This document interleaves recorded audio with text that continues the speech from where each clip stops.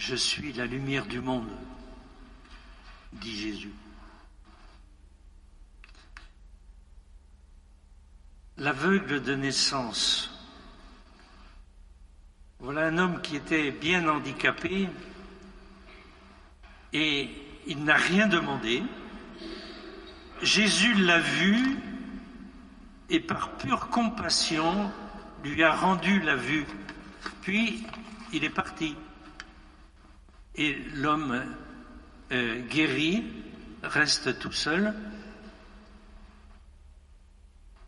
Comment Jésus a-t-il procédé? Il a fait un peu de boue qui lui a appliqué sur les yeux et l'homme s'est mis à voir. L'ex-aveugle, maintenant seul, à partir de sa guérison, va souffrir des galères. On va le bousculer de toutes parts. Voilà qu'on l'accuse d'être un autre. Le mendiant aveugle que tout le monde connaissait, est-ce bien lui, cet homme qui voit clair maintenant? Ne serait-ce pas une autre personne? Et lui dit, non, c'est bien moi. J'étais aveugle, maintenant je vois. On va même chercher ses parents, qui lui disent que cet homme, c'est bien leur fils, mais il ne se prononce pas. Interrogez-le vous-même, il est assez grand pour vous répondre. Ils ne veulent pas se mêler de cette affaire-là, pas se mouiller. Et les voisins disent, mais ce n'est pas possible ça. Et qui est-il, celui qui t'a ouvert les yeux? Je ne le connais pas bien, je sais seulement qu'il s'appelle Jésus. Mais il a disparu, je ne sais pas où il est.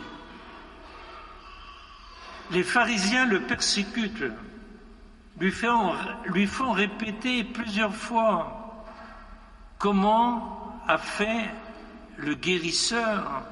Mais je vous l'ai déjà dit. Ou bien est-ce que vous voulez vous aussi devenir ses disciples? Et on l'insulte. C'est toi qui es son disciple. Nous ne connaissons que Moïse. Et de Moïse, nous sommes les disciples. Toi, va-t'en. Nous t'interdisons d'entrer à la synagogue. Frères et sœurs, je m'adresse à vous. Si vous vous prononcez pour Jésus, si vous voulez le suivre vraiment, attendez-vous à souffrir à cause de lui, comme l'aveugle-né. Oui, on l'a tellement bousculé. Pour un peu, il regretterait sa précédente condition de handicapé. Pour guérir l'aveugle, je l'ai déjà dit, comment Jésus a-t-il fait? Un peu de boue, il lui a appliqué sur ses yeux morts en disant « va te laver à la piscine ». Eh bien moi, ça me fait penser à la première page de la Bible, Adam. Adam dont le nom signifie le terreux, venu de la terre. Adam, le Seigneur Dieu le modela avec la poussière du sol et il devint un être vivant, dit la Genèse. De même, l'aveugle va récupérer sa condition d'homme avec un peu de terre. Jésus le recrée tout entier, complet, sans défaut, comme le Seigneur avait créé Adam. Jésus avait appris que l'homme, l'ancien aveugle-né, avait été jeté en dehors de la synagogue et Jésus revient pour le réconforter. Comment va-t-il le réconforter? En se révélant à lui. Car à la vérité, ils se sont vus si rapidement, ils ne se connaissent pas, l'aveugle avec Jésus. Crois-tu au Fils de l'homme? Il répond, mais qui est-il, Seigneur, pour que je croie en lui? Et Jésus se révèle, comme s'il s'était révélé à la Samaritaine. Ça, c'était l'évangile de dimanche dernier. Avec les mêmes paroles qu'il avait dites à la Samaritaine, tu le vois, c'est lui qui te parle. Et l'ex-aveugle répond, je crois, Seigneur. Et il se prosterne devant lui. Je vois ici 4 jeunes avec leur écharpe violette. Vous savez que ce sont les catéchumènes qui vont être baptisés à Pâques. Et Monseigneur Perceroux, lors de l'appel décisif, leur a remis cette écharpe qu'ils échangeront contre une écharpe blanche aussitôt après leur baptême le samedi de Pâques.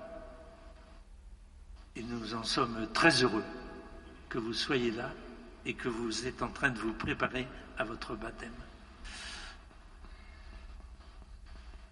Eh bien, vous ferez cette même démarche que l'aveugle-né.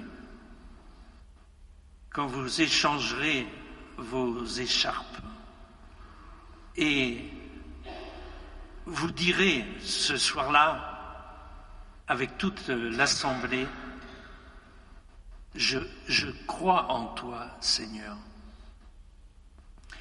Il nous reste 3 semaines avant Pâques, 15 jours avant la Semaine Sainte, car nous sommes à la mi-carême, et il est encore temps de nous prononcer pour Jésus, nous prononcer pour lui.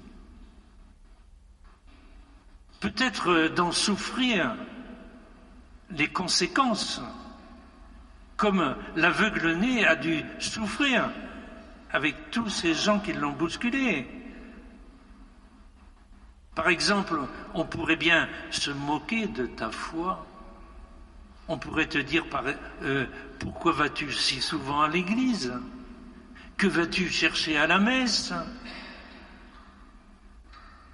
Mais tiens bon, Jésus te dit ce matin, tu me vois, c'est moi qui te parle. Et de tout ton cœur, tu lui réponds. Avec toute l'assemblée des croyants, je crois, Seigneur. Ou bien, écoutons saint Paul nous dire, réveille-toi, ô toi qui dors, relève-toi d'entre les morts, et le Christ t'illuminera. Amen.